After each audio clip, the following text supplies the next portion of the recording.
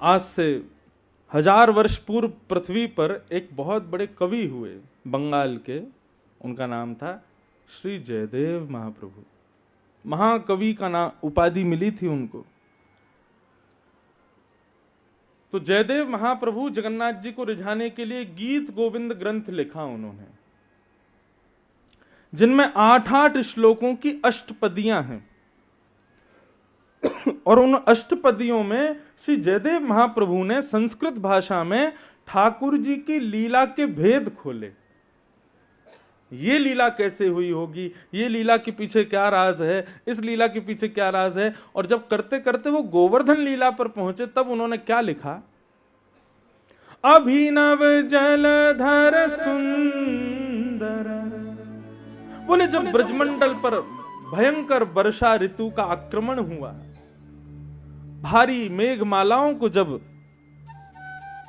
इंद्र ने भेजा, अभिनव जलधर सुंदर धृत मंदर ए, उस समय श्याम सुंदर ने धृत धारण किया। किसको? मंदर यानी कि पर्वत को।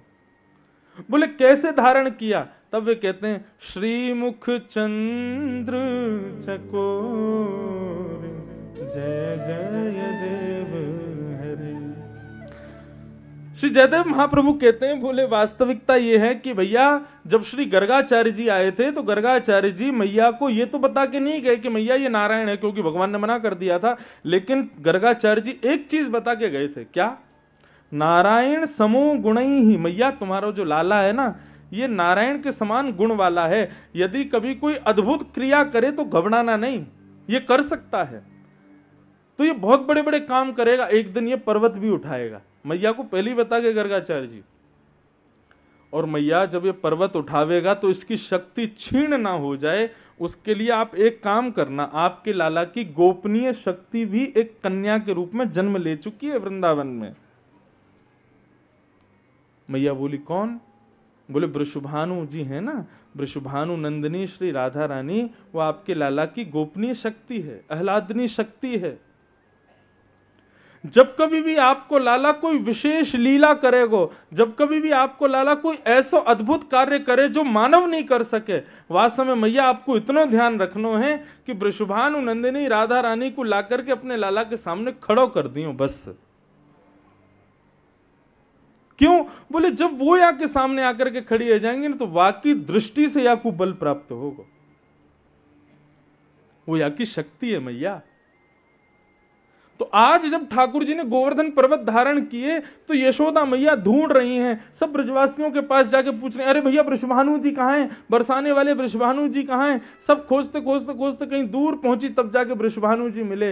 वृषभानु जी से जाकर के यशोदा मैया बोली, बाबा ऐसे ऐसे गर्गाचार्य जी ने एक बार मुझ को बताई, आप कृपा करके अपनी लाली दो, कहाँ है तुम्हारी लाली, मैं अपने लाला के पास जाके वह को खड़ो कर दूं ताकि मेरे लाला की शक्ति क्षीण ना हो।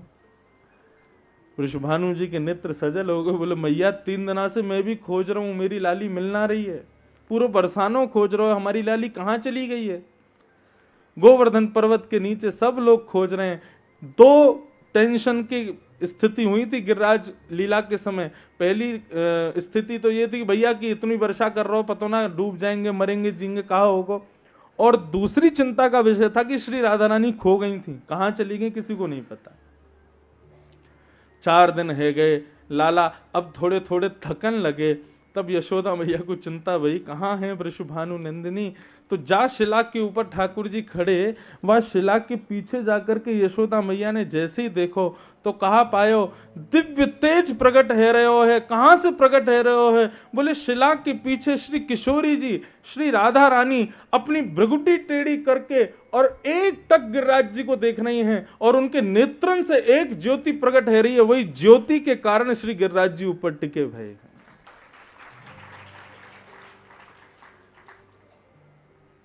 क्या समझ आया? वास्तव में गिरिराज धरण हमारे कन्हैया नहीं है, श्री राधा रानी है। ठाकुर जी तो केवल उंगली लगा के ऐसे नाटक कर रहे हैं, वास्तव में गिरिराज जी तो श्री किशोरी जी ने अपनी भ्रगुटी पर उठा रखे हैं। बोले राधा रानी की जय। ठाकुर जी की आह्लादनी शक्ति है। तभी जयदेव महाप्रभु कहते हैं श्री मुख चंद्र चकोर जय जय देव हरे। ये जो अष्टपदी है ना, जय जय देव हरे, जगन्नाथपुरी में आज भी सुबह और रात्रि में शयन के समय गाई जाती है ठाकुर जी के सामने। क्यों? क्योंकि ऐसा कहते हैं कि जयदेव महाप्रभु जब अष्टपदी लिखते थे तो अष्टपदी लिखते ही अंत में लिखते थे जय जगदीश हरे। परंतु जब अष्टपदी ये वाली जो हम गा रहे हैं, ये जब गाते हुए आए, श्रुत कमला कुछ मंडल धृत मंदर ए, इसका जब गान करते हुए श्री जयदेव महाप्रभु आए तो आधा पद ही हुआ था कि श्री जगन्नाथ महाप्रभु इतने प्रसन्न हो गए, इतने आनंदित हो गए कि अंतिम भाव जय जगदीश हरे गाने से पहले जगन्नाथ जी गाने लगे जय जय देव हरे। इसलिए ये अष्टपदी बड़ी महत्व भाव रखती है, इसलिए अष्टपदी बड़ी विशेष प्रिय है श्री जगन्नाथ जी को। कभी भी जगन्नाथपुरी जाओ, श्री जयदेव महाप्रभु की अष्टपदी कहीं कोने में ही खड़े होके, मंदिर में जगह ना हो बाहर खड़े होके, बाहर भी जगह ना हो समुद्र किनारे जाके जयदेव महाप्रभु की अष्टपदी ठाकुर जी को नित्य सुनाओ, जरूर सुनाओ। श्री भक्तमाल जी में श्री नाभा जी कहते हैं ता सुनवे राधा रमण अवश्य पधारें। बोले अष्टपदी कैसी? बोले जब भी कोई व्यक्ति गाता है जयदेव महाप्रभु की अष्टपदी तो उसको सुनने के लिए राधा रमन जी रूप बदल के ही सही आते जरूर हैं, इतनी प्रिय है। एक मौलवी थे तो उनका कोई हिंदू मित्र था, तो उनसे उन्होंने कहा कि भाई हम लोग जैसे नमाज अदा करते हैं आदि आदि सब अपनी क्रियाएं अपने खुदा को प्रसन्न करने के लिए करते हैं, तुम्हारा भगवान कैसे प्रसन्न होता है, उसके लिए क्या है? तो उस समय जयदेव महाप्रभु ने ये अष्टपदी लिखी थी, गीत गोविंद बड़ी प्रचलित हो गई, तो उन्होंने बताया बोले आप गीत गोविंद का पाठ करो तो आपको हमारे ठाकुर जी के दर्शन हो जाएंगे। इतनी तत्परता से, इतने भाव से उस मौलवी ने गीत गोविंद का पाठ किया श्री जयदेव महाप्रभु की कि उनके गीत गोविंद के पाठ करते ही नन्हे से सांवले से पीतांबरी पहने हुए नन्हे से बालक के रूप में श्याम सुंदर उनके सामने आ गए। और जितनी देर वो मौलवी पाठ करता रहा उतनी देर ठाकुर जी रहते, जैसे ही पाठ पूरा होता वो अंतर्ध्यान हो जाते। उसने ये बात किसी को नहीं बताई, बोले कि मैंने अपने धर्मावलियों को बता दी तो मेरे को जान से मार देंगे, लेकिन रूप में इतना आसक्त हो गया ठाकुर जी के में कि वो जब जब उसको दर्शन की इच्छा होती, अपने दफ्तर में हो, अपने घर में हो, रात्रि में सो रहा हो, छत पे खड़ा हो, वो गीत गोविंद गाता था और ठाकुर जी उसको दिख जाते थे। कभी वृक्ष पर बैठे हैं, कभी कुछ कर रहे हैं, कभी कुछ लीला कर रहे हैं। उसने ठाकुर जी ने एक बार उससे कहा भैया तुम कहीं भी कभी भी गाने लग जाते हो, मैं बहुत कार्यों में व्यस्त होता हूं, भागना पड़ता है, अपना एक सीमित समय रखो तभी गीत गोविंद गाया करो।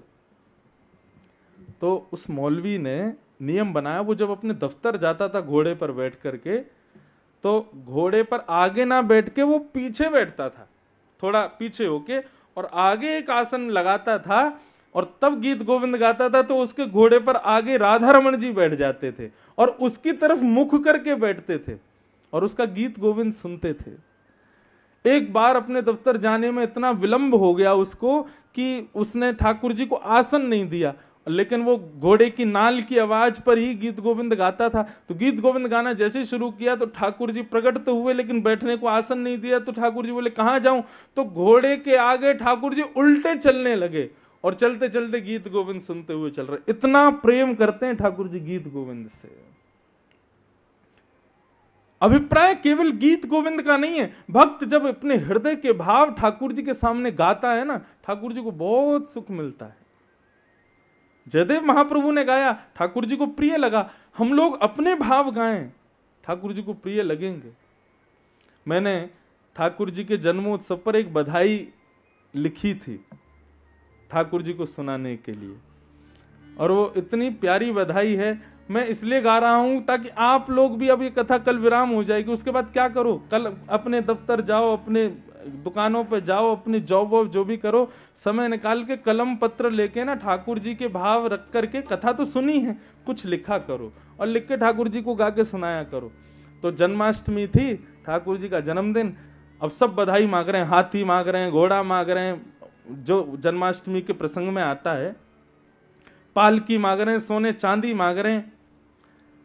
लेकिन दास के मन में एक भाव आया, मैं ठाकुर जी से सोना चांदी हीरे जवाहरात गाड़ी घोड़ा परिवार ये सब क्या मांगना, क्या मांगना है। तब एक भाव ठाकुर जी के लिए लिखा, बधाई में हे नाथ, बधाई में आप यदि मुझ को कछु देनो चाहो तो एक ही वस्तु दो। क्या? सब लोग गइयो मेरे पीछे। बधाई में दीजो श्री ब्रज धाम, बधाई में दीजो श्री ब्रज धाम। ये है ना बधाई बढ़िया। ठाकुर जी से हीरे जवाहरात मांगो, गाड़ी मांगो, घोड़ा मांगो, घर मांगो, इससे क्या फायदा।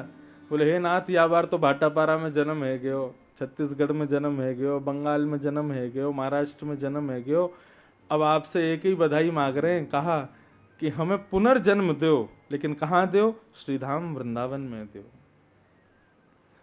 और वहां हम क्या बनना चाहते हैं?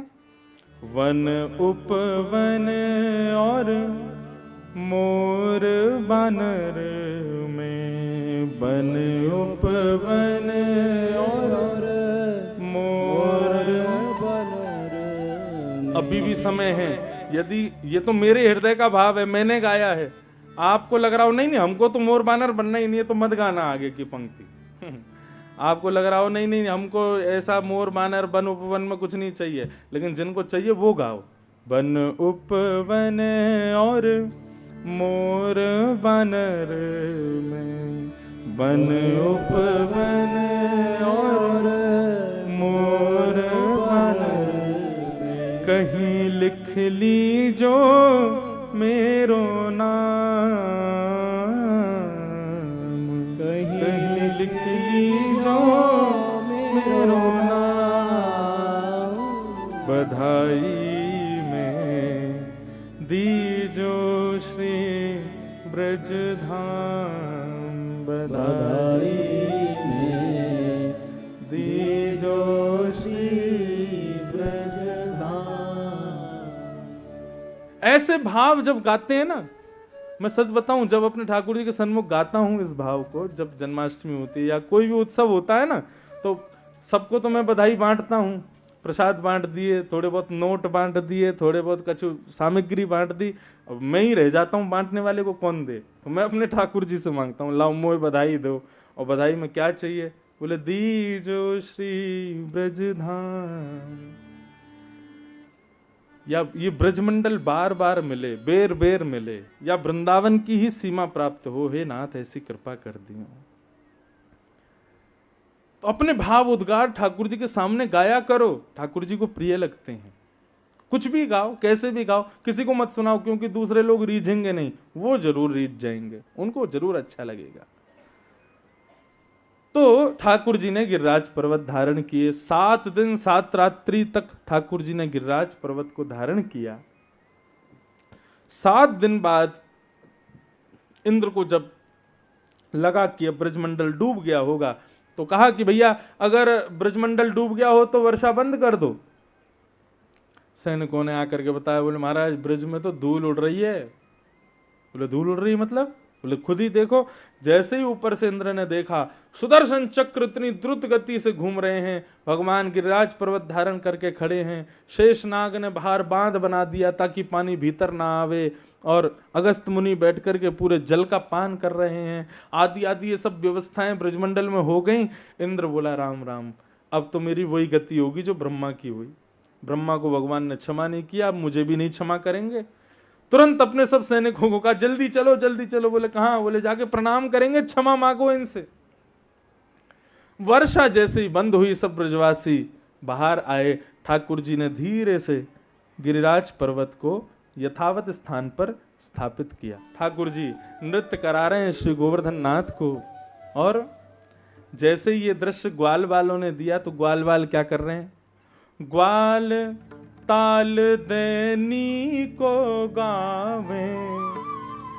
जैसे ही देखा कि ठाकुर जी के कर पल्लव पर गिरिराज जी नाच रहे हैं, तो ग्वाल वाल भी ताल दे दे करके, कान पे हाथ लगा लगा करके स्वर गा रहे हैं, गिरिराज जी को नृत्य करा रहे हैं। गायन के संग सुर जो भरे, आहा, पीछे कोरस कौन कर रहा है? बोले गैया कोरस कर रही है, वंशी के पीछे पीछे गा रही हैं, स्वर लगा रही हैं। कौन नाच रहे हैं? बोले गोवर्धन नाथ नाच रहे हैं। और यह दृश्य देख करके देत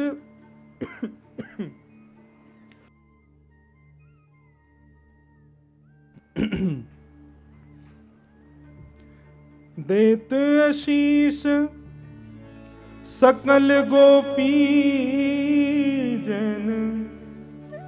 ये दृश्य देख करके समस्त गोपी जन भुजा उठा करके ठाकुर जी को आशीर्वाद दे रहे हैं।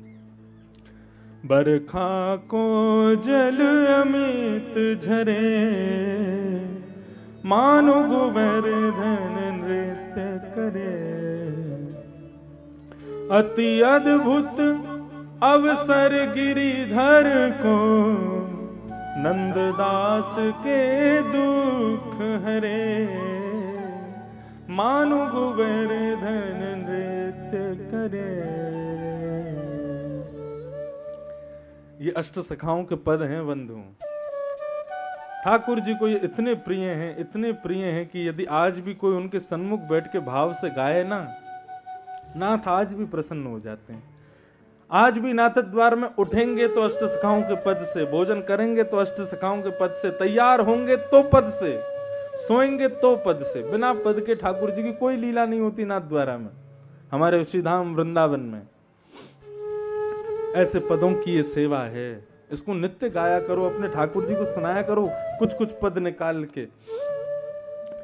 तो इस प्रकार ठाकुर जी ने गिरिराज जी को धारण किया और इंद्र के आगमन पर ठाकुर जी ने पुनः गिरिराज जी को यथावत स्थापित कर दिया और ब्रजवासी सब घर को जाने लगे। भगवान एकांत में इंद्र के पास गए।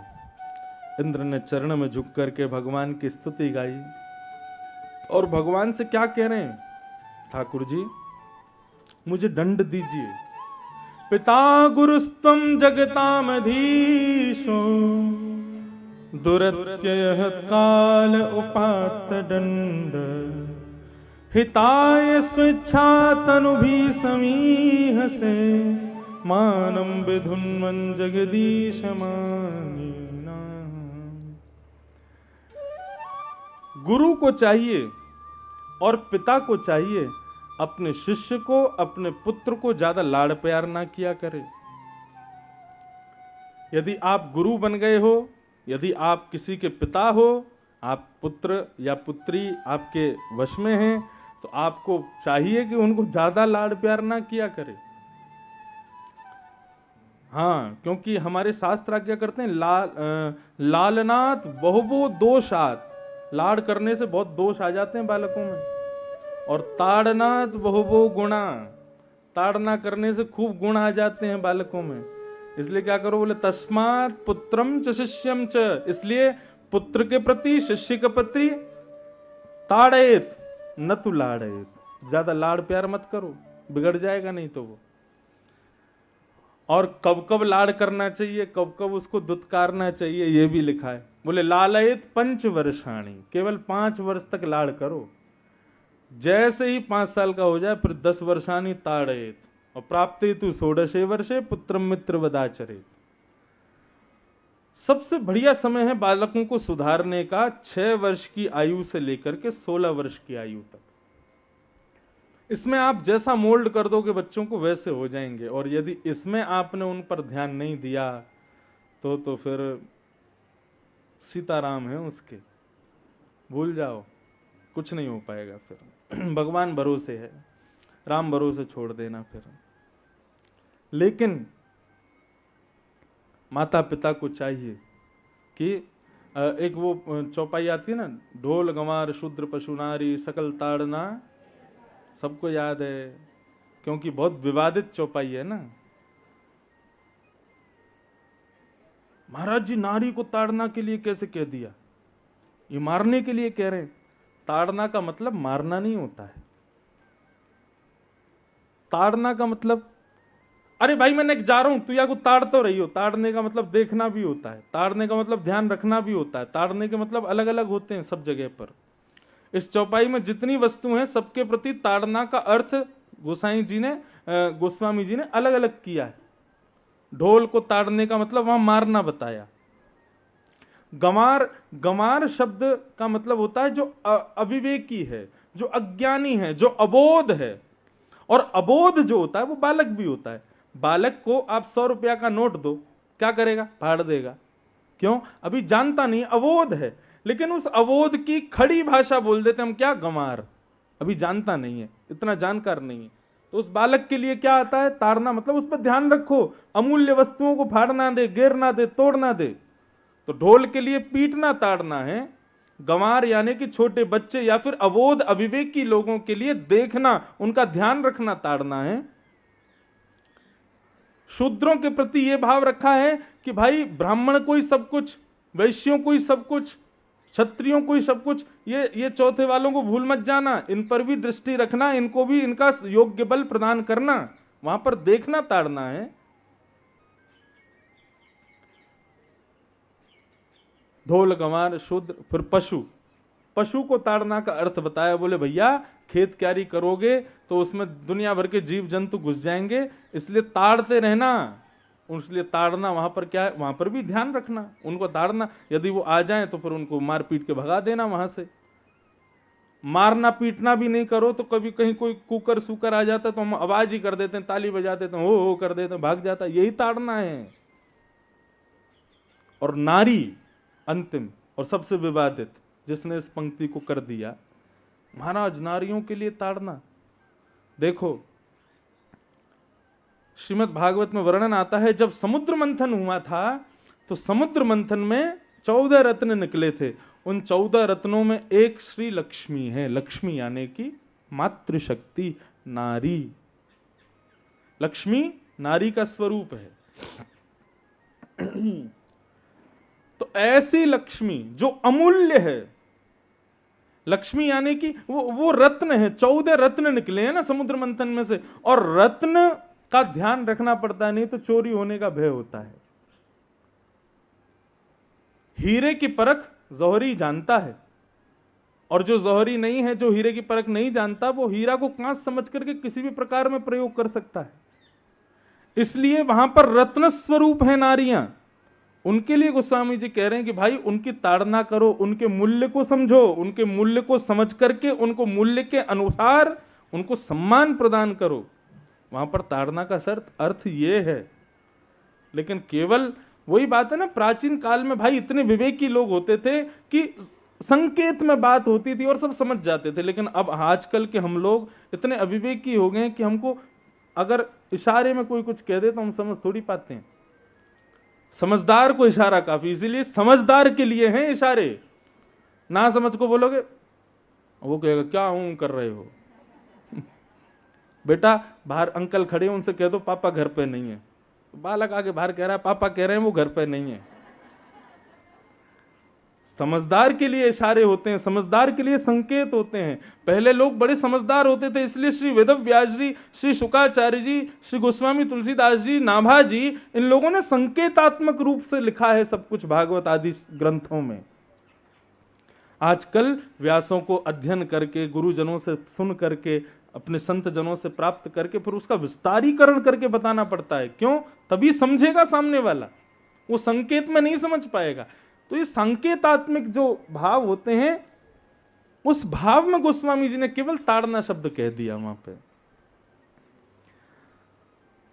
तो इसलिए भैया शिष्य को और बालकों को यदि सहज बनाना चाहते हो, अच्छा बनाना चाहते हो, तो ज्यादा लाड़ प्यार नहीं, थोड़ा बहुत ताड़ना भी करो। यहां पर इंद्र ने आकर के दंड का आमंत्रण किया और भगवान से कहा कि आप मुझे दंडित कीजिए भगवान, मैं आपका शिष्य हूं, आप मेरे गुरु हो। गुरु पिता गुरुस्तम जगताम अधीशो, आप पूरे जगत के गुरु हो, जगत के पिता हो, और पिता गुरु का तो अधिकार होता है दंड देने का, इसलिए भगवान मुझे दंड दीजिए। लेकिन भगवान इंद्र के इस भाव से प्रसन्न हो गए। भगवान बोले इंद्र मैं तुमसे नाराज नहीं हूं, मुझे प्रसन्नता है। इतने में ब्रह्मा जी प्रकट हो गए। बोले क्यों? मैंने भी अपराध किया था, मुझसे तो आप बहुत नाराज हो गए, अभी तक क्षमा नहीं किया मुझे, और ये इंद्र ने अपराध किया, आप इसको मेरे पीछे से कह रहे हो कि मैंने तुझे क्षमा किया। ऐसा भेदभाव क्यों कर रहे हो भगवान? ठाकुर जी बोले जिस क्रिया से वैष्णव मुझसे दूर होते हैं, मुझे वो क्रिया प्रिय नहीं। और जिस क्रिया से सब मेरे समीप आते हैं वो क्रिया मुझे प्रिय है। ब्रह्मा तूने सबका हरण किया था और इंद्र की करनी से सब मेरे पास आ गए, 7 दिन तक सब मेरी शरण में रहे, इसलिए इंद्र की क्रिया से मैं दुखी नहीं हूं, मुझे प्रसन्नता है। लेकिन इंद्र अपने अभिमान को त्यागो और अपने कर्म का निर्वहन करो, जाओ। इस प्रकार ठाकुर जी ने इंद्र को क्षमा किया। गोवर्धन लीला पूर्ण हुई। हमारे ब्रज के एक महात्मा बड़ी सुंदर बात बताते हैं, इतना भाव उमड़ता है इस बात को सुनकर के ठाकुर जी के प्रति कि मैंने कहा महाराज जी एक बात बताओ, गिरिराज पर्वत धारण करके जब पुनः रख दिया उसके बाद क्या हुआ? सब लोग घर चले गए?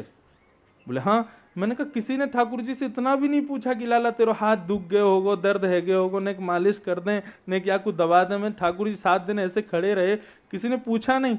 तब महात्मा के नेत्र सजल हो गए और बोले लाला एक प्रसंग सुनाऊं? मैंने कहा सुनाओ।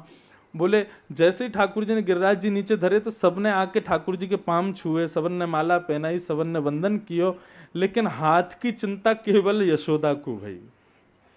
और यशोदा जी ने लाला से कही, लाला तेरो हाथ दुख गयो होगो, हार गयो होगो, कौन सा तेल लगा दूं, कैसे तेरी मालिश कर दूं, कैसे अपने लाला को औषधि प्रदान कर दूं, कैसे मेरो लाला बिल्कुल स्वस्थ है जाएगो, ऐसा कहां करूं? बहुत सावधानी से सुनो। तो बंधुओं ठाकुर जी प्रत्युत्तर देते, मैया एक काम मैं बताऊं वो करेगी? बोले हाँ करूंगी। बोले मेरी हार एक ही चीज से दूर होगी। बोले कहा? तू अपनी गोद में बैठा के मुंह को अपना पयोधर पिलाए दे। मैया बोली लाला 7 बरस को है गयो तू, अब वो नहीं मानेगो? बोले मैया या तो मुझसे पूछे मत कि मेरी पीड़ा कैसे दूर होगी, और यदि पूछ रही है तो यही उपचार है कि अपनी गोद में मुंह को लिटाए ले और अपने पयोधर को मुंह को पान करा दे। तो बाबा बता रहे, बोले 7 बरस के कन्हैया इतने बड़े गिरिराज पर्वत को धारण करके पुनः विराजमान करके यशोदा मैया की गोद में पौड़ गए और पौड़ करके यशोदा मैया के दुग्ध का पान करने लगे, पयोधर का पान करने लगे। बोले तब ठाकुर जी बोले हाँ मैया अब मेरी हार दूर भई है, अब मैं ठीक है क्यों? ऐसा वात्सल्य, ऐसा प्रेम उस परमात्मा का श्री यशोदा के प्रति। आगे लीला बढ़ी। गायों के संरक्षण के लिए ठाकुर जी ने गिरिराज जी उठाए, इसलिए गौ माता ने भगवान को जाकर के एक नाम प्रदान किया, गोविंद। ये गोविंद नाम भगवान का गायों ने रखा है।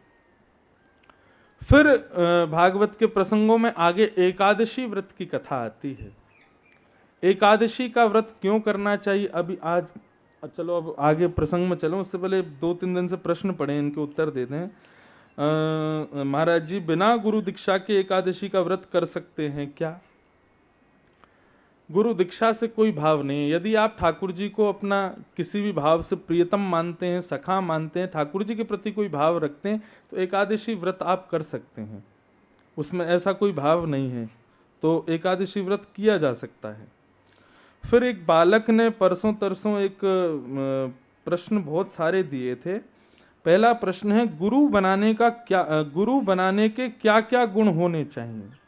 अब ये गुण गुरु में देख रहे हैं कि अपने पूछ रहे हैं, ये इसमें नहीं लिखा। पहली बात, गुरु में कभी गुण मत देखो। जिसकी आपने परीक्षा ले ली वो गुरु नहीं हो सकता।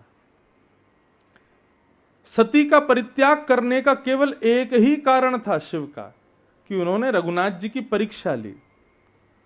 सती सीता का रूप धारण करके गई और रघुनाथ जी के सामने जाके खड़ी हो गई। जब ये दृश्य महादेव ने देखा तो अपने सती का परित्याग कर दिया कि तुमने मेरे गुरुदेव का, मेरे नाथ का तुमने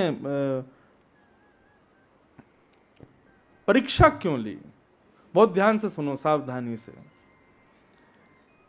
इसीलिए त्याग किया। तो पहली बात, यदि आप गुरु में कौन कौन से गुण होने चाहिए ये पूछ रहे हैं तो ये प्रश्न गलत है। गुरु में गुण मत देखो। गुरु में देखना है तो एक ही गुण देखो, गुरु का स्वभाव कैसा है। गुरु प्रभावशाली कितने हैं, चलते हैं तो कैसे लगते हैं, उठते हैं तो कैसे लगते हैं, बैठते हैं तो कैसे लगते हैं, तिलक कैसा लगाते हैं, चोटी कितनी मोटी रखते हैं, इन सब भावों में नहीं पड़ना है। सब लोग इधर देखो, इधर देखो, इधर देखो, पूतनाओं के चक्कर में मत पड़ो। सब लोग ध्यान से सुनो। अगर आप पूछ रहे हैं कि हमारा शिष्यत्व कैसा होना चाहिए, हमारे भीतर क्या क्या गुण होने चाहिए, तो गुरु बनाने के मैंने एक बार लिखे थे गुरु पूर्णिमा की कथा में, शिष्य के शिष्यत्व में कुछ गुण होने चाहिए और उन गुणों के प्रभाव से शिष्य अपने गुरु को चुन सकता है। अच्छा, एक बात यह है कि गुरु चुना नहीं जाता, गुरु अपने आप मिल जाते। जैसे माता पिता बनाए नहीं जाते, अपने आप प्राप्त होते हैं ठाकुर जी की कृपा से, ऐसे ही गुरु भी ठाकुर जी की कृपा से प्राप्त होता है, गुरु बनाया नहीं जाता है। तो मैंने 5 गुण एक जगह लिखे हैं कि शिष्य के शिष्यत्व में कौन कौन से भाव होने चाहिए, और वो 5 गुण यदि शिष्य अपने भीतर ले आवे तो उसका शिष्यत्व हो जाएगा। सबसे पहला, गुरु के प्रति विश्वास। श्री सूरदास जी महाराज कहते हैं, भरोसो दृढ़ इन चरणन केरो, श्री वल्लभ नख चंद्र छटाबिन सब जग माही अंधेरो, भरोसो दृढ़ इन चरणन केरो। तो गुरु के प्रति सबसे पहला भाव कि गुरु के प्रति भरोसा रखो, वो जो कह दें उसको परम सत्य मान लो। एक कथा आती है कि एक व्यापारी था बहुत बड़ा, वो व्यापारी अपने पुत्र को समझा रहा था और डांटते हुए कह रहा था कि अगर तेरी जगह कोई गधा होता ना, वो इस काम को ऐसे कर देता और मरे हुए चूहे से भी धन कमा लेता। अपने पुत्र को डांटते हुए कह रहा था। अब ये बात किसी दूसरे बालक ने दूर खड़े खड़े सुन ली। इतना बड़ा व्यापारी, इतना धनवान व्यक्ति, इतना अनुभवी व्यक्ति अपने पुत्र से कह रहा है कि मरे हुए चूहे से भी पैसा कमाया जा सकता है। उसने उसकी बात को गुरु मंत्र मान करके अपने जीवन में उतार लिया। बोले कि अब इस पर संशय नहीं करना, ये इतने बड़े आदमी हैं, इतना इनका वर्चस्व है, तो ये कुछ कह रहे हैं तो सत्य ही कह रहे होंगे। जबकि वो केवल एक डांट के भाव से कह रहे थे, उसमें कोई बात नहीं थी, लेकिन उसका विश्वास इतना दृढ़ हो गया उनके प्रति, उसने मरा हुआ चूहा उठा लिया और उठा करके ये भी नहीं पूछा कि इससे धन कैसे कमाना है, चलता चला गया राह पर। चलते चलते चलते आगे से एक दूसरे सेठ जी आ रहे थे, उनकी बेटी साथ में थी, बेटी की बिल्ली संग में चल रही थी। बिल्ली बार बार खिसिया रही थी, क्यों? उसको भूख लग रही थी। तो बेटी अपने पिता से कह रही थी, मेरी बिल्ली बहुत भूखी है पिताजी, इसके लिए भोजन लो कहीं से। इतने में सामने से वो बालक मरा हुआ चूहा लेके आ रहा था। तो सेठ जी ने कहा, बेटा ये मरा हुआ चूहा लेके जा रहे हो, इससे तुम्हारा कोई काम? बोले नहीं, इससे मैं पैसा कमाऊंगा, एक सेठ जी कह रहे थे, तो मैं लेके जा रहा हूं। सेठ जी बड़े खुश हुए, उन्होंने 50 रुपया दिया। बोले ये रखो, अब ये ले लें हम? बोले हाँ ले लीजिए। 50 रुपये में चूहा दे दिया, बिल्ली खा गई, उसको पैसा मिल गया। कथा फिर आगे बहुत लंबी है कि फिर उसने 50 रुपये से कुछ खरीदा, फिर और बड़ा बना और बड़ा बना। एक दिन वो बहुत बड़ा व्यापारी बन गया। तब उसने सोचा अपनी गुरु दीक्षा दे के आऊं, तो सोने का चूहा बनवा करके अपने गुरु जी को दे के आया। सेठ जी ने पूछा कि ये सोने का चूहा क्यों लाए हो? बोले कि महाराज जब मैं छोटा सा था ना, तो एक दिन आप अपने पुत्र को डांट रहे थे और कह रहे थे मरे हुए चूहे से कमाया जा सकता है। मेरी पहली कमाई आपकी इस बात से ही हुई थी, इसलिए आज मैं बहुत धनवान हो गया, तो आपको गुरु दक्षिणा देने आया हूं। तो गुरु के प्रति शिष्य के अंदर शिष्यत्व क्या होना चाहिए? पहली बात विश्वास, गुरु की वार्ता के प्रति, गुरु के चरणों के प्रति पूर्ण निष्ठा, उस पर संशय नहीं। गुरु जी कह दें रायपुर चले जाओ, तो ये मत पूछो रायपुर में जाना कहाँ है, करना क्या है, क्या कुछ नहीं। इतना भरोसा, इतनी दृढ़ता रखनी पड़ेगी गुरु के प्रति।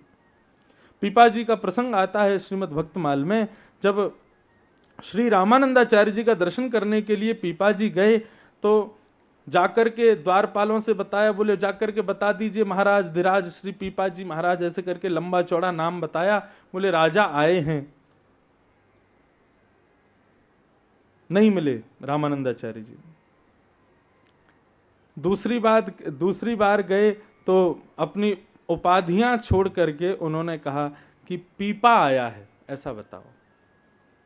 तब रामानंदाचार्य जी समझ गए कि बोले भैया कोई वास्तव में अभी अपनी प्रभुता को छोड़ करके आया, तो वास्तव में मिलने आया है। प्रभुता तो छोड़ दी, लेकिन देखो तो सही मेरे प्रति दृढ़ता विश्वास है कि नहीं। तो रामानंदाचार्य जी ने शिष्यों से कहा जाकर के कह दो सामने कुआं, उसमें कूद जाए। अंदर से द्वारपाल आए, आकर के बोले सरकार ने आज्ञा दी है कि सामने कुआं है, उसमें जाके कूद जाओ। पीपा जी ने बिल्कुल विचार नहीं किया, दौड़ करके कूदने लगे। इतने में श्री रामानंद आचार्य जी वहां पर आ गए, आकर के रोका, बोले मैं ये देख रहा था तुमको विश्वास है कि नहीं। गुरु की वाक्य के प्रति, गुरु के वचन अटल कर मानो साधु समागम कीजे, गुरु के प्रति सदैव विश्वास रखो। और बाकी जानने की जरूरत नहीं है, केवल विश्वास ही आपके भीतर आ जाए, आपके गुरु अपने आप मिल जाएंगे। दूसरा प्रश्न फिर है कि गुरु किसे बनाएं। प्रश्न एक प्रकार से वैसा ही है। गुरु, इसका मैं उत्तर दे चुका हूं कि प्रभाव जिसका दिखे उसको नहीं, स्वभाव जिसका मधुर दिखे उसको बनाओ। जिसके आगे आंख झुक जाएं, हाथ जुड़ जाएं, सिर झुक जाए, जिसकी बात पर बिना किसी प्रेशर के आप विश्वास करने लग जाओ, उसी को गुरु बना लो। गुरु मंत्र कब कब जपना चाहिए? जब जब हृदय में क्षोभ हो और सुबह स्नान के बाद। या तो सुबह स्नान के बाद जब अपनी नियम आदि करो तब, या फिर जब जब हृदय में क्षोभ हो या जब जब आनंद हो तब तब गुरु मंत्र का स्मरण करो। गुरु अध्यापक, ईश्वर या अन्य हो सकते हैं, बिल्कुल हो सकते हैं। गुरु वही जो राह दिखावे। गुरु वो नहीं है कि गली गली में गुरु फिरे, हमसे दीक्षा लियो स्वर्ग जाओ चाहे नरक में, हमें लिफाफा दियो। वो गुरु उचित नहीं है।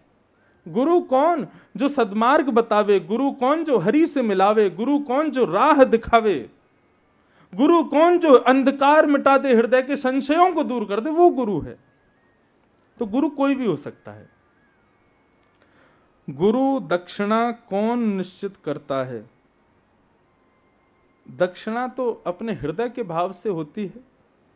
कोई उसमें ऐसा भाव नहीं है कि इतना दक्षिणा, जहां पर नियमित दक्षिणा हो कि यही दक्षिणा होनी चाहिए। देखो, दो भाव होते हैं, या तो शिष्य अपने हृदय के भाव से दे या फिर गुरु कोई आज्ञा कर दे। दोनों भाव से पूर्ण होनी चाहिए।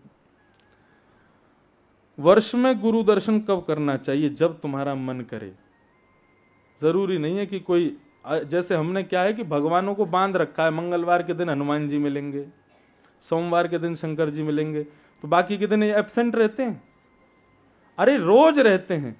वो तो हम लोगों ने ऐसी वंदना बना ली है कि मंगलवार को हनुमान जी, सोमवार को ये, शनिवार को शनि देवता, ये वो फलाना। ये ऐसा कुछ नहीं है। ठाकुर जी तो हर वक्त विराजमान है। तुम्हारा भाव होना चाहिए। लोग कहते हैं मंगलवार को हम प्याज नहीं खाते, मंगलवार को हम ये नहीं खाते, बाकी के दिन खाते हो। क्यों? बोले मंगलवार को हनुमान जी का वासना। हाँ, बाकी के दिन तो हनुमान जी को बुरा लगता ही नहीं होगा तुम प्याज खा रहे हो। कैसी बात करते हैं लोग। तो वर्ष में गुरु दर्शन कर, वो जब मन करे तब करो। ठीक है। कितने प्रश्न थे? 1 2 3 4 5 6 प्रश्न। फिर आया है, भक्ति पथ में बाधाएं क्यों आती हैं? क्या हम पथ से दूर भी जा सकते हैं? प्रश्न के पीछे क्वेश्चन मार्क नहीं है। भक्ति पथ में बाधाएं क्यों आती हैं? कैसी बाधाएं? मैंने एक दिन शायद कथा में बताया, सुख और दुख हमारा मन निर्माण करता है। अब हम लोग प्योर वेजिटेरियन हैं, सब लोग शुद्ध शाकाहारी भोजन करते हैं। कभी कभी फ्लाइट में बैठे होते हैं तो हमारे बगल वाला, अभी जैसे विदेश जाते हैं तो वहां तो भाई पूछो ही मत, अब बगल वाला वो मांसाहारी है, मांस भक्षण कर रहा है। इंसान वो भी है, इंसान मैं भी हूं। श्वास वो भी ले रहा है, मैं भी ले रहा हूं। देख वो भी रहा है, मैं भी देख रहा हूं। खा वो भी रहा है, मैं भी खा रहा हूं। धन वो भी कमाता है, मैं भी कमाता हूं। लेकिन उसी मांसाहार में उसको सुख मिल रहा है, मुझको दुख मिल रहा है। मुझे कष्ट इतना ज्यादा हो रहा था कि मैं तो अपने पटका में इत्र वित्र लगा के ऐसे बैठ गया था। क्यों? उसकी दुर्गंधी नहीं सहन हो पा रही थी और बस ये कर रहा था प्रार्थना, हे नाथ बस मेरा को बमन नहीं हो और सब कुछ हो जाए। तो उसके बाद ऐसी स्थिति रखी कि वो फिर प्राइवेट बिजनेस क्लास में ही मैं आया। मैंने कि मैं नहीं बैठ सकता ऐसे बगल वाले लोगों में खा रहे हैं। क्यों? मुझे दुख है। अभी मेरे मन का निर्माण है, उसके मन का निर्माण है कि उसको उसमें सुख मिल रहा है।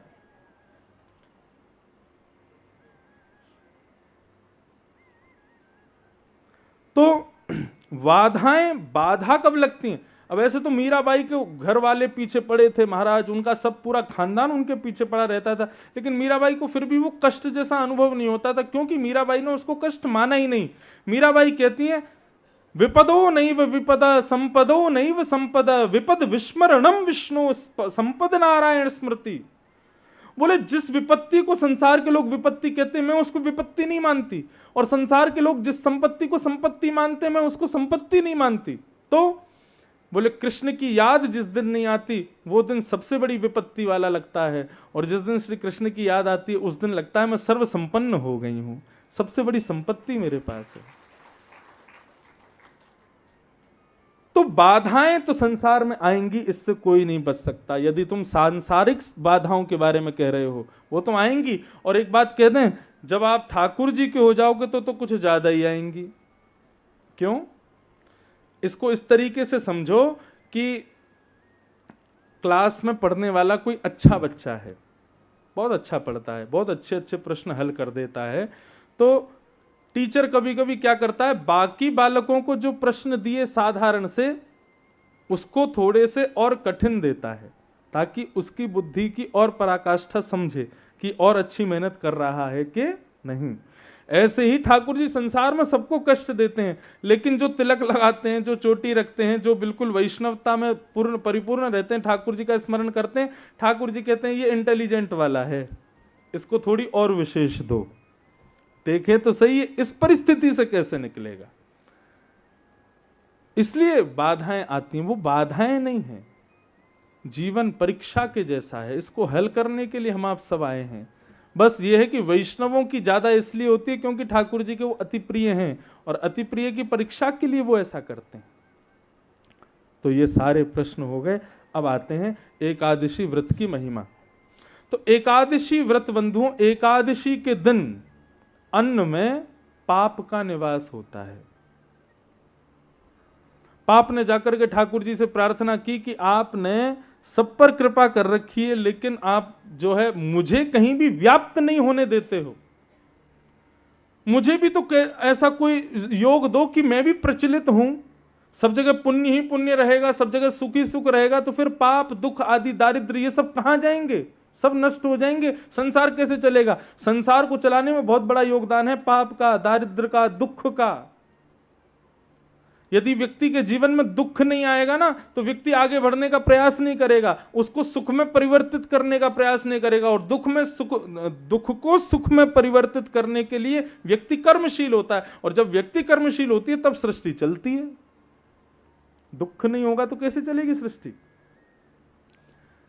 पाप ने जाकर के भगवान से कहा कि भगवान मेरा पूरा परिवार और मैं, हम लोग तो बिल्कुल नॉन एम्प्लॉय हो गए हैं, हम पे तो कोई जॉब ही नहीं है।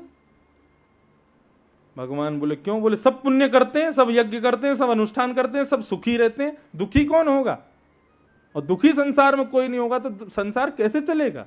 भगवान बोले बात तो भाई तुम्हारी सही है, तो इसलिए क्या करें? बोले ऐसा कोई एक नियम बना दीजिए कि मैं भी लोगों को लगा करूं थोड़ा बहुत, ताकि लोगों से थोड़े बहुत तो ऐसे क्रिया हो जिससे उनके जीवन में दुख आवे, और दुख आवे तो वो कर्मशील बने। तब भगवान ने कहा ठीक है, तो एक दिन पूरा तुमको देंगे। क्या? एकादशी के दिन अन्न में तुम निवास करना। अन्न के बिना मानव रहेगा नहीं, तुमको खाएगा तो जीवन में किसी ना किसी रूप में दुख दारिद्र आदि कष्ट उसके जीवन में आएंगे, और जब आएंगे तो कर्मशील तो होगा। लेकिन जो मुझे भजने वाले वैष्णव जन हैं उनसे तो दुख में दूर रखता हूं, मैं तापत्रय विनाशाय हूं, मैं सब प्रकार के दुखों को दूर कर देता हूं अपने वैष्णवों के। इसलिए जो वैष्णव होंगे वो एकादशी का व्रत रखेंगे, उस दिन अन्न ही नहीं खाएंगे। लेकिन सबको ये बात नहीं पता होगी, और कई लोग व्रत में रत ना हो पाने के कारण केवल अपनी जिह्वा के प्रलोभन में एकादशी के दिन भी अन्न खाएंगे, पाप उनको लगेगा।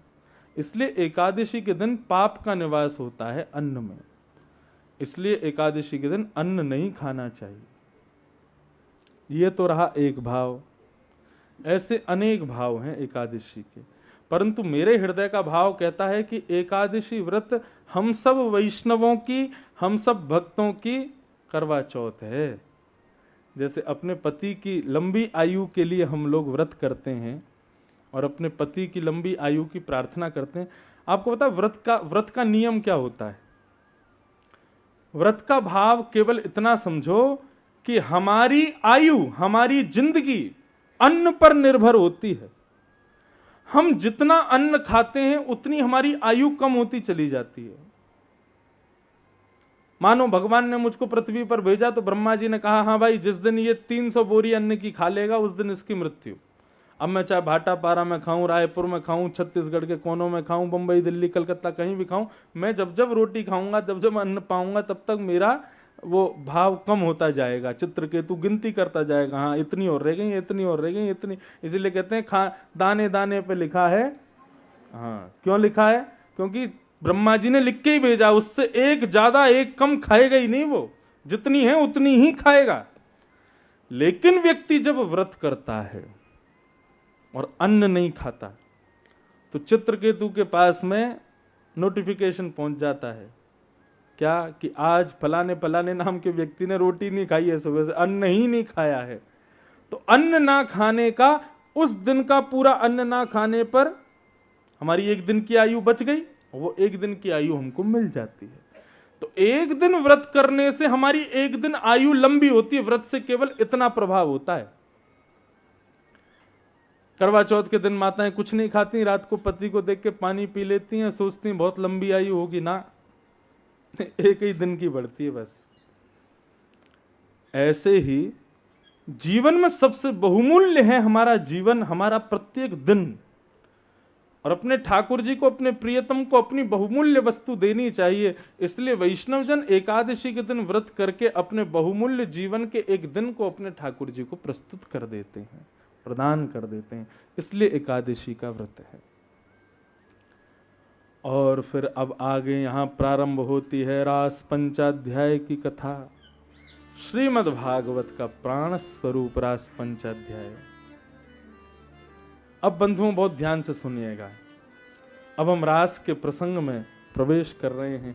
कहीं कोई संशय हृदय में ना आ जाए, इसलिए ध्यान पूर्वक सुनना, क्योंकि ये ठाकुर जी की गोपनीय लीला है। इसलिए इस लीला पर कई लोग संशय कर बैठते हैं, लेकिन ठाकुर जी की लीला पर संशय करना यह अपराध से कम नहीं है।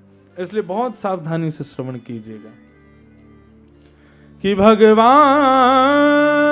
पिता रात्रि शरदोत्फुल्ल मल्लिका विक्षरन्तुं मनश्चक्रे योगमायामुपाश्रित।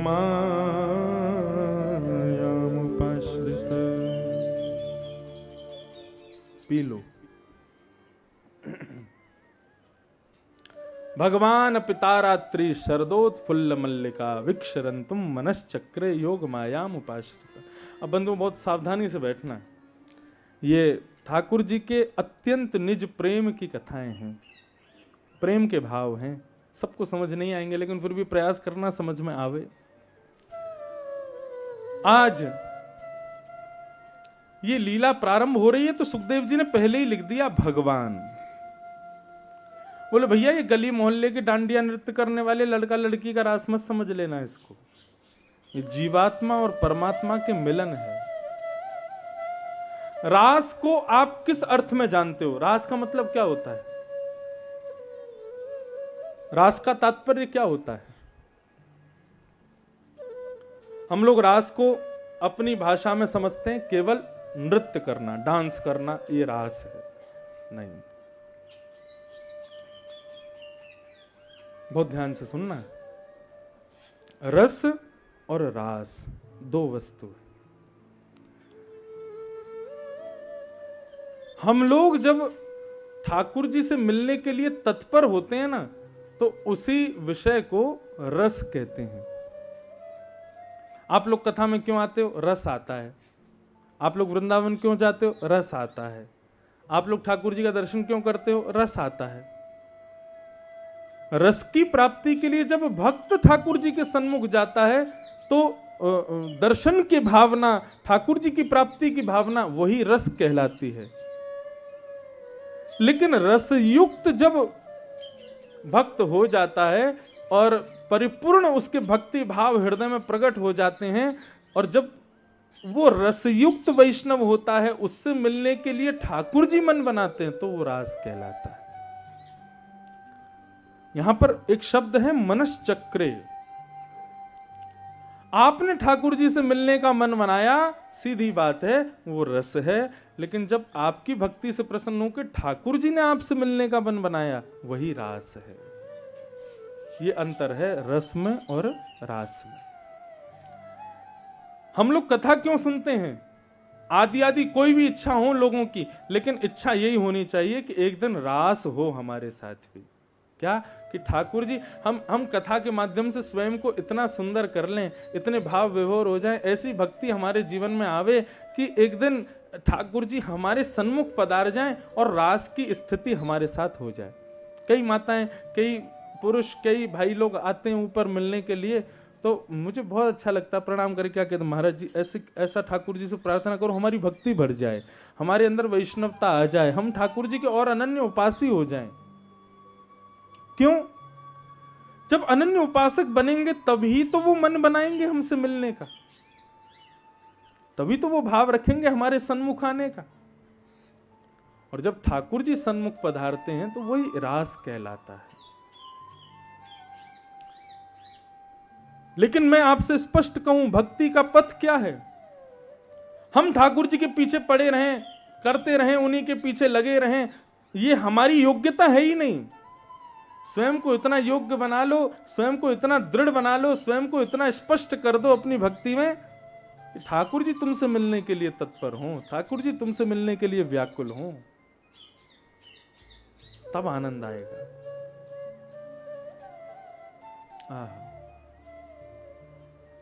कितने वैष्णवों के चरित्र हैं। एक उड़ीसा में हुए सालबेग एक मुस्लिम पिता के पुत्र थे, लेकिन मां उनकी ब्राह्मणी थी।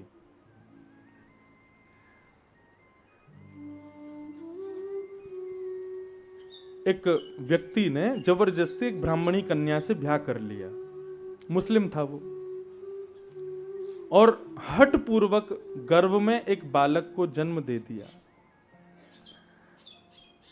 साल्वेग की मां जो थी वो अपने प्राण त्यागने के लिए समुद्र में कूदने लगी। बोले कि मेरी बिना इच्छा के एक अन्य जातीय व्यक्ति ने मुझसे ब्याह कर लिया और हठ पूर्वक मेरे गर्भ में बालक दे दिया, मैं प्राण त्याग दूंगी। लेकिन जैसे समुद्र की ओर जाने लगी तब मन में विचार करती है कि मेरे गर्भ में छोटा सा एक जीव है, पल रहा है, उसका क्या अपराध है, मैं उसको क्यों मारने जा रही हूं? मेरे कोई पूर्व जन्म के दूषित कर्म थे जिसके कारण मेरे साथ इतना बुरा हुआ, कम से कम उसके साथ तो मैं ना करूं, उसको ठाकुर जी को एक परम भक्त बना दूं। और उस कन्या ने एकांत में रह करके खूब पूरे नियम से ठाकुर जी का स्मरण करके उस बालक को जन्म दिया। और जन्म दे करके उसको भगवान की बचपन से ही खूब भक्ति के भाव श्रवण कराए, खूब जगन्नाथ जी के भाव सुनाए। धीरे धीरे जब वो बालक बड़ा हो गया तो अपनी माँ से रात भर जगन्नाथ जी के बारे में पूछता था, माँ एक बात बताओ, जगन्नाथ जी की आंख कैसी हैं? बोले जगन्नाथ जी की ऐसी मोटी मोटी आंखें हैं, जगन्नाथ जी की नासिका ऐसी है, जगन्नाथ जी की ग्रीवा ऐसी है, जगन्नाथ जी की भुजा ऐसे हैं, पूरे जगन्नाथ जी। कभी दर्शन नहीं किया, लेकिन उसके हृदय में डिट्टो जैसे जगन्नाथ जी हैं वैसे उसके हृदय में थे, क्योंकि माँ उसको बताती थी। एक दिन छत पर बैठा था अपनी माँ के साथ, तो देखता है बहुत सारे लोग बैलगाड़ियों में बैठ बैठ के कहीं जा रहे हैं, जय जगन्नाथ कीर्तन करते हुए जा रहे हैं। तो उसने अपनी माँ से पूछा, माँ ये सब लोग कहाँ जा रहे हैं और ये उस जगन्नाथ का नाम क्यों बोल रहे हैं जिसके बारे में आप मुझे सुनाती हो? माँ ने बताया, बेटा वही जगन्नाथ जी रथ पर बैठ करके रथ यात्रा करने जा रहे हैं और उनका दर्शन करने के लिए सारे वैष्णव जा रहे हैं। बोले वो रथ में पधारते हैं? बोले हाँ, ऐसे उछल उछल के आते हैं सीढ़ियों से और सब पंडाओं के कंधे पर हाथ धर के आते हैं, आकर के रथ में बैठते हैं और ऐसे घूमते हुए ठाकुर जी जाते हैं। सालवेग बोला, माँ मैं भी जाऊं दर्शन करने, मैं भी दिखाऊं कैसे हैं वो जगन्नाथ जी। माँ ने कहा, बेटा तुम जानते हो तुम्हारे पिता बहुत क्रूर हैं, उनको यदि पता चलेगा कि तुम जगन्नाथपुरी गए हो तो तुम्हारे पीछे से मेरे तो प्राण ही ले लेंगे वो। लेकिन कोई बात नहीं, मेरे प्राण निकल जाएं फिर भी कोई आपत्ति नहीं, बेटा तू चला जा। सालवेग बोला, नहीं माँ आप मेरी गुरु हो, मैं आपको छोड़ के नहीं जाऊंगा, कोई बात नहीं। जगन्नाथ जी के शायद मेरी भक्ति नहीं होगी, आप कहती हो ना हमारे पूर्व जन्म के कर्म हमको भोगने पड़ते हैं, माँ मेरे भी कर्म अच्छे नहीं होंगे जो मैं उनका दर्शन नहीं कर सकता, लेकिन कोई बात नहीं, मैं यहाँ छत से ही उनको प्रणाम कर लूंगा। और उस साल बेग ने अपने घर की छत पर बैठ करके नेत्र बंद करके श्री जगन्नाथ जी का स्मरण करते हुए उड़िया भाषा में एक कीर्तन गाया। अहे नील शैल प्रबल मत्तारण मोआरत नलनी बनकु कर दहन। अब उड़िया इतनी बढ़िया नहीं है, एक आध शब्द इधर उधर कोई उड़ीसा के बैठे हो तो यूं मत कहना महाराज जी ने ये शब्द ऐसे बोला, जो भाव है वो सही बताऊंगा मैं, लेकिन वास्तविक ऐसे ही है। अहे नील शैल प्रबल मत्तावरण मोआरत नलनी बनकु कर दहन। वो पूरी स्तुति गाता है और साल्वेग अपनी स्तुति में क्या कह रहा है? हे नीलाचल पर्वत के मतवाले हाथी जगन्नाथ, जैसे हाथी कमल के वन को देख करके कमलों को ध्वस्त कर देता है, ऐसे ही आप मेरे हृदय में आर्त रूपी कमल के वन को ध्वस्त कर दो ना नाथ। मैं आपका दर्शन नहीं करता, परंतु आप बड़े कृपालु हैं। आपने तो द्रौपदी का चीर भराया, आपने तो वहां उसकी रक्षा की, आपने तो वहां उसकी रक्षा की, तो फिर इस विजातीय इस साल्वेग पर कब कृपा करोगे नाथ? इतने भाव भरे हृदय से गाने लगा कि श्री जगन्नाथ जी वहां रथ में बैठे थे, लाखों की तादाद में भक्तों ने जगन्नाथ जी के रथ को खींचना प्रारंभ किया, पीछे से हजारों लोग रथ को धक्का दे रहे हैं, लेकिन जैसे ही बलभद्र का रथ चला गया, सुभद्रा जी का रथ चला गया, जैसे जगन्नाथ जी के रथ की बारी आई, सबकी भुजाएं थक गईं, लेकिन जगन्नाथ जी का रथ तस्से मस नहीं हुआ। सब बोले हमने कोई अपराध कर दिया, ठाकुर जी का भोग लगाओ, भोग लगाया, सब कुछ किया, लेकिन जगन्नाथ जी का रथ नहीं बढ़ा। तो आज भी वहां ऐसा है कि कुछ भी ठाकुर जी संकेत करते हैं तो वहां के राजा को संकेत होता है। राजा ने जाकर के प्रणाम किया और पूछा, भगवान आपकी कोई आज्ञा है?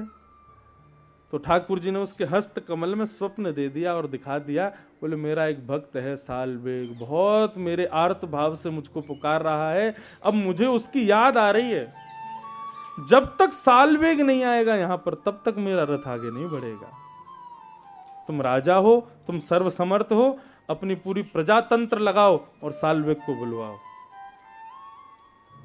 राजा ने अपनी पूरी प्रजा को भेजा, 3 दिन तक रथ खड़ा रहा जगन्नाथ जी का, और भेज करके साल्वेग को बुलाया। पालकी में बैठ करके साल्वेग आया, लाखों की तादाद में जनता बैठी है, सब रुदन कर रहे हैं, सब प्रार्थना कर रहे हैं, नाथ अपने रथ को आगे बढ़ाओ, लेकिन ठाकुर जी का रथ नहीं बढ़ा। जैसे ही पालकी में बैठ करके सामने से साल्वेग को आते हुए जगन्नाथ जी ने देखा, बिना किसी के खींचे, बिना किसी के ढकेले, जगन्नाथ जी का रथ अपने आप आगे को बढ़ने लगा। और आप कहोगे ये तो पुरानी बात होगी, लेकिन आज तक जगन्नाथ जी का रथ जब बढ़ता है, जब उसको खींचते हैं, तो खींचने से पूर्व सब पुजारी हाथ जोड़ करके साल्वेग की स्तुति गाते हैं, तब जगन्नाथ जी का रथ आगे चलता है। और एक और बात, इतना सुंदर अनुभव है कि जब जगन्नाथ जी वहां पहुंच जाते हैं, वहां पहुंचते हैं तो सारे पंडा पुजारी सब जगन्नाथ जी को ऐसे आलिंगन करके खड़े हो जाते हैं और फिर से साल्वेग की स्तुति गाते हैं। तब क्या अनुभव होता है कि जगन्नाथ जी की जो सुंदर प्रतिमा है ना, वो ऐसे ऐसे नृत्य करती है साल्वेग की स्तुति सुन करके। आज भी जगन्नाथ उत्सव में तो इस स्थिति को कहते हैं रास। वो नृत्य करना, नाचना, गाना, वो सब रास नहीं है। भक्त भगवान के लिए व्याकुल है, वो रस है, लेकिन भगवान भक्त के लिए जब व्याकुल होते हैं वही रास है। इस फिलॉसफी को समझिए आप। वो बात अलग है कि नृत्य क्यों हुआ, क्योंकि जब अत्यंत प्रसन्न होता है ना व्यक्ति, तो नृत्य ही होता है। गोपियों को जब परमात्मा मिल गए तो फिर अत्यंत प्रसन्नता के रूप में उन्होंने नृत्य किया।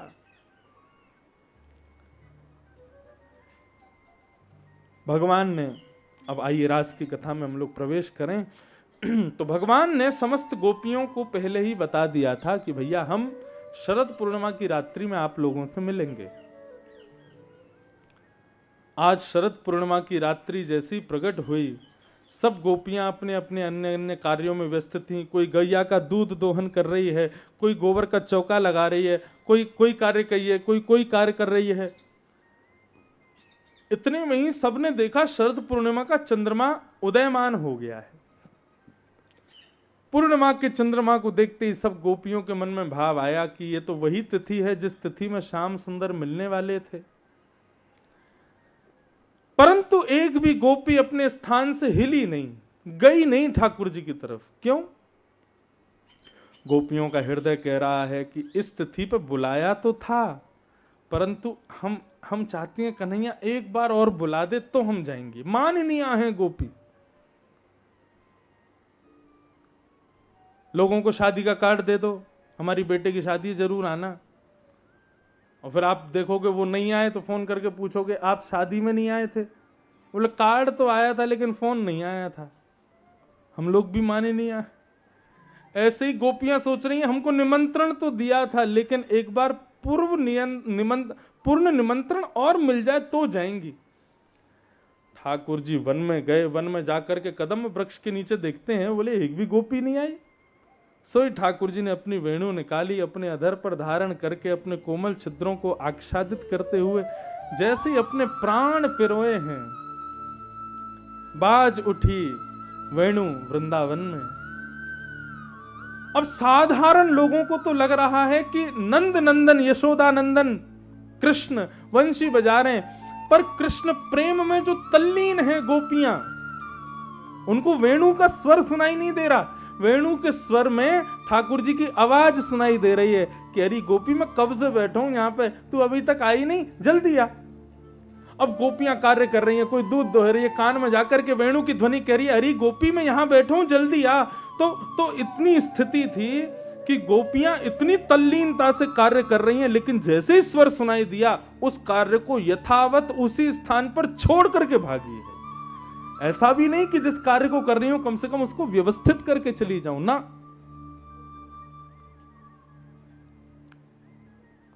हम लोगों को कोई विशेष कार्य से कोई बुलावे तो हम किसी कार्य में व्यस्त हों तो हम क्या 2 मिनट रुको अभी आते हैं, उसको व्यवस्थित करके आते हैं। लेकिन गोपियों की तत्परता देखो, जो जिस काम में है उसी काम से भागी। और यहां आगे बताया गया है कौन कौन से क्या क्या काम कर रही थी। बोले कोई गौ दोहन कर रही थी, कोई अपने पति के लिए सीरा बना रही थी तो उसमें चीनी डाल रही थी, तभी इस वेणु की ध्वनि आ गई। तो चीनी डालने के लिए बक्सा खोल ही रही थी, तभी वेणु की ध्वनि आई तो इतनी विचलित हो गई, क्या करूं क्या करूं, ठाकुर जी बुला रहे हैं। तो चीनी की जगह नमक का डिब्बा मिला, वही डाल के भाग गई। पति से बोलेगी सीरा बन गया खा लेना, भागी। कोई अंजलोचने, कोई अपनी आंखों में काजल लगा रही है, तभी ठाकुर जी की वेणु की ध्वनि आ गई तो एक आंख में काजल लगा ही था, इतने में वेणु की ध्वनि आई तो दूसरे आंख में काजल लगाने के लिए रुक ही नहीं पा रही है, एक आंख में ही लगा के भागी। एक गोपी ने रास्ता में देख करके बोली कंजी लग रही है, ऐसी लग रही है कहानी है गई हो, एक आंख बड़ी एक आंख छोटी। अरे आज प्रियतम से मिलने जा रही है, आज तो बढ़िया बन के आती। गोपी बोली कहा करूं, मैं तो आंखन में काजल लगा रही, श्रृंगारी कर रही, लेकिन तभी वेणु की ध्वनि ऐसी आई कानन में कि मुंह को ऐसा लगे कि भैया आप जल्दी भागूं, लेकिन मैं अभी करके आऊं। दोबारा दौड़ करके गई, आंखन में काजल लगाने लगी तो वेणु की ध्वनि बार बार कानों में आ रही है, उस भाव से वो काजल लगा ही नहीं पाई। अंत तो गत्वा उस गोपी ने सारा काजल हाथ में लिया, नाक पे, माथे पे, आंखों पे, मुंह पे, सब जगह लगा लिया। उस गोपी ने देखा तो दूर से ऐसा लग रहा मानो लंगूर बंदर आ रहा है। गोपी बोली ये कहां करके आई है? बोले अरे अब एक आंख में लगाया और दूसरी में लगा ही ना पा रही, वेणु की ध्वनि इतना विचलित कर रही, मैंने सोची अब लग ही नहीं पा रहा है, विचित्र लग रही हूं, एक आंख में लगाऊं तो पूरे मुंह पे लगा के आ गई। और एक बात कहूं, श्याम सुंदर सौंदर्य ना देखे, श्याम सुंदर तो ये देखे कि हृदय कैसो। यदि सुंदरता देख तो हमारो कन्हैया, पूतना कितनी सुंदर बन के आई, कन्हैया ने देखो नहीं वाकू। यहां से कहा बात पता चली कि कन्हैया सुंदरता ना देखा, वो तो हृदय देखे कि हृदय कैसो है। और रही बात काली की, तो वो कालो है, मैं भी काली हूँ, सबरी गोरी गोरी बन के जा रही हूँ, लेकिन कन्हैया देखियो मोइये सबसे पहले बुलावे को नृत्य के काजे, क्योंकि वही की जैसी बन के जा रही हैं, अस्त व्यस्त वस्त्रों में भाग रही हैं। बहुत विचित्र स्थिति बताई है गोपियों की।